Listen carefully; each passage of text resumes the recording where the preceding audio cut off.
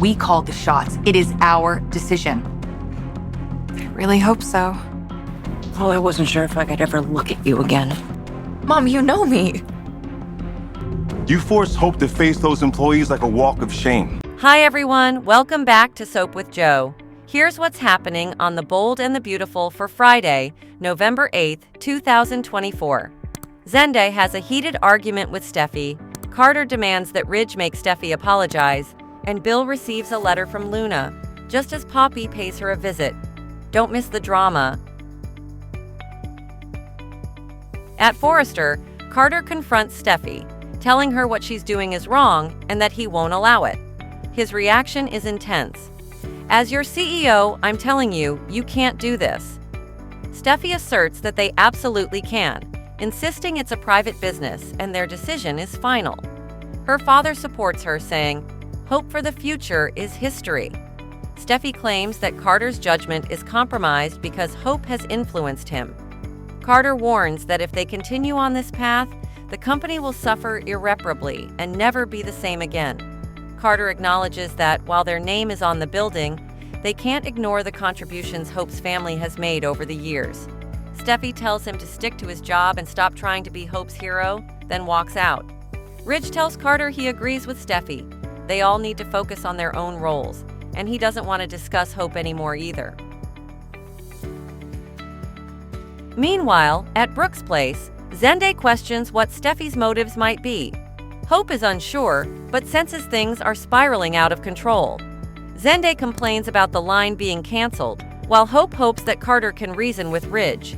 Zende vents about Steffy scrapping the latest Fire collection out of personal animosity. Hope believes there's still a chance. Zende comments that Carter must genuinely believe in her and the line. They reflect on how chaotic things have been lately, and Zende admits the whole situation with Luna still confuses him. Hope asks if he's heard from her, but Zende says he hasn't, and he hopes he never does. Later, Katie stops by Bill's house and hands him his mail. She asks how he feels living alone in such a big house, noting it wasn't long ago that Poppy and Luna were living there with him, and he thought he had a daughter. Bill tosses the mail on the table, and the camera zooms in on a letter from Luna Nazawa. Bill tells Katie he still thinks about Luna sometimes. Katie is still shocked that Luna kissed him. Bill wants to focus on his son, Will, and hopes the three of them can spend more time together. Katie receives a message and says she has to return to the office.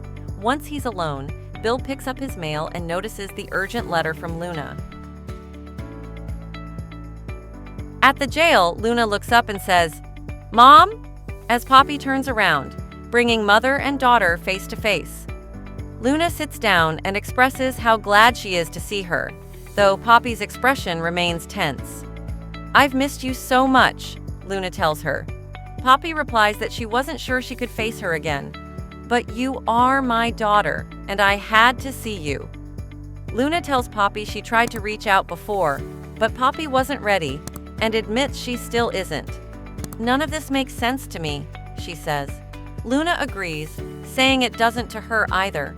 She explains that she feels as if something took over her and insists, "This isn't who I am."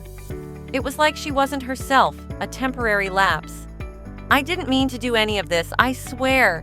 She pleads for her mother's forgiveness. Meanwhile, at Brooke's house, Zende is about to leave when Steffy enters, saying Pam told her he was there. She guesses he's heard about the Hope for the Future decision. Zende reminds her that he's also a Forrester and asks, "Is this what family means to you?" Steffy tries to avoid the discussion but admits she doesn't trust Hope as a leader. Zende suspects the motive is personal, having heard about the issue with Finn. Steffy scoffs, assuming he's only heard Hope's side and claims she's protecting the family. Zende challenges her, asking if she even thought about his role in the company and whether he'll ever have a future there. Back at Forrester, Carter confronts Ridge, criticizing him for making Hope endure public humiliation. "You should be ashamed of yourself." Ridge tries to calm him down, but Carter isn't having it and asks if Ridge intends to silence him too. "Is this who you are now?" He questions if million-dollar business decisions are being driven by personal drama. He then asks if Ridge has even considered his expansion proposal, adding, "I think of you as my best friend, but maybe you don't." In jail, Luna asks Poppy if she still cares about her. Poppy responds, saying Luna will always be her child and she'll always love her. "Your pain is my pain and I feel it. It crushes me." But Poppy is horrified by what Luna did. Luna admits she hates herself for it. Poppy replies sharply, "You should be. You should be. You were going to pin it all on me." She asks if Luna realizes the depth of her hurt and betrayal, knowing Luna would let her sit behind bars just to keep Bill. The guard announces the end of their visit. Luna asks if Poppy has seen Bill, and Poppy tells her it's over between them. Poppy rushes out, and Luna smiles to herself. At home, Bill reads Luna's letter.